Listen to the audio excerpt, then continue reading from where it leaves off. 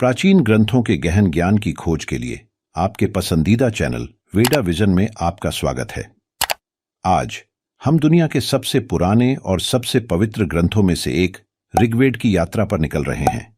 इससे पहले कि हम आगे बढ़ें, हमारे ज्ञानवर्धक अन्वेषणों पर अपडेट रहने के लिए लाइक बटन दबाना, सदस्यता लेना और अधिसूचना घंटी बजाना न भूलें। ऋग्वेद भजनों या श्लोकों का एक संग्रह 4 वेदों में सबसे पुराना है और वैदिक साहित्य की नींव बनाता है। संस्कृत में रचित इसमें 1028 भजन हैं, जो 10 मंडलों या पुस्तकों में विभाजित हैं। प्रत्येक में कई सूक्त या भजन हैं। ऋग्वेद में समाहित ज्ञान को वैदिक परंपरा का सार माना जाता है। यह 4 वेदों में से एक है, जो हिंदू धर्म का मूलभूत ग्रंथ है और इसे दुनिया का सबसे पुराना धार्मिक ग्रंथ माना जाता है। अब आइए ऋग्वेद की शिक्षाओं के बारे में जानकारी प्राप्त करने के लिए उसके कुछ छंदों का अध्ययन करें। इसे और अधिक सुलभ बनाने के लिए मैं इन श्लोकों को पढ़ूंगा और समझाऊंगा। अग्निमीले पुरोहितम यज्ञस्य देवमृतविजम घटितरम रत्नधातमम। हे अग्नि, सभी अनुष्ठानों के ध्याता, दिव्य पुरोहित, ज्ञान का अमृत प्रदान करने वाले, देवताओं को बुलाने वाले, धन के प्रदाता। इस श्लोक में अग्नि देवता का संदर्भ है, जो दिव्य पुजारी और सांसारिक और दिव्य लोकों के बीच मध्यस्थ का प्रतीक है। अग्नि का आह्वान उस व्यक्ति के रूप में किया जाता है जो यज्ञ, बलिदान अनुष्ठान को सुविधाजनक बनाता है, मानवता को परमात्मा से जोड़ता है और ज्ञान की परिवर्तनकारी शक्ति का प्रतीक है। प्रणाम्यहं पूत धृति भिर्यजमानय भूयसा धृत व्रत धृत व्रतम।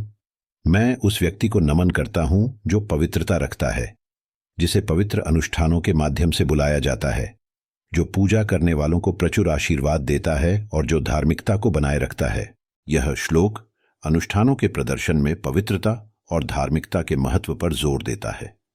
यह उपासक द्वारा प्राप्त दिव्य समर्थन को स्वीकार करता है, जो धर्म, धार्मिकता का पालन करता है और सदाचार के प्रति अपनी प्रतिबद्धता में दृढ़ रहता है।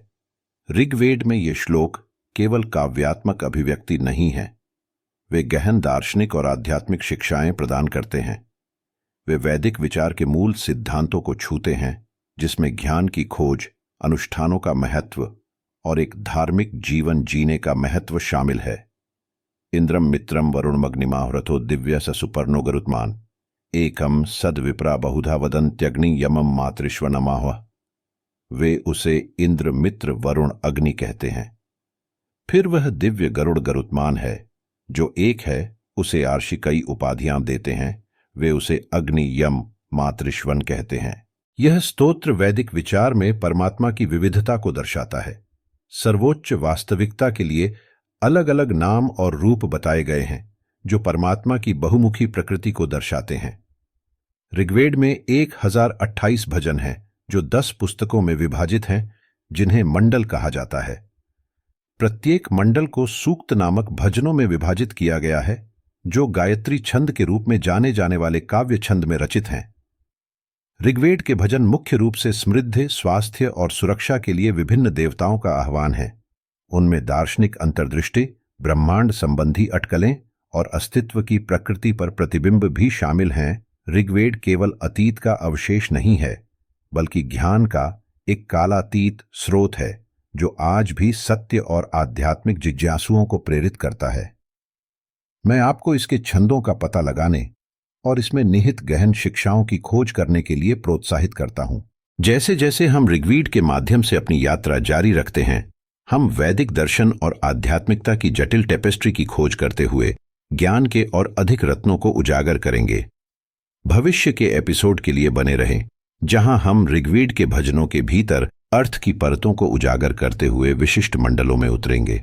यदि आपको यह वीडियो ज्ञानवर्धक लगा, तो इसे अपने दोस्तों और परिवार के साथ साझा करना न भूलें।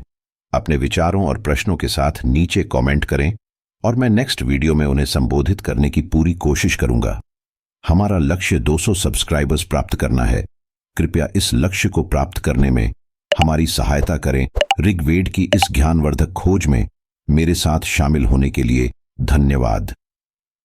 अगली बार तक वैदिक ज्ञान का प्रकाश आपके मार्ग का मार्गदर्शन करे। धन्यवाद।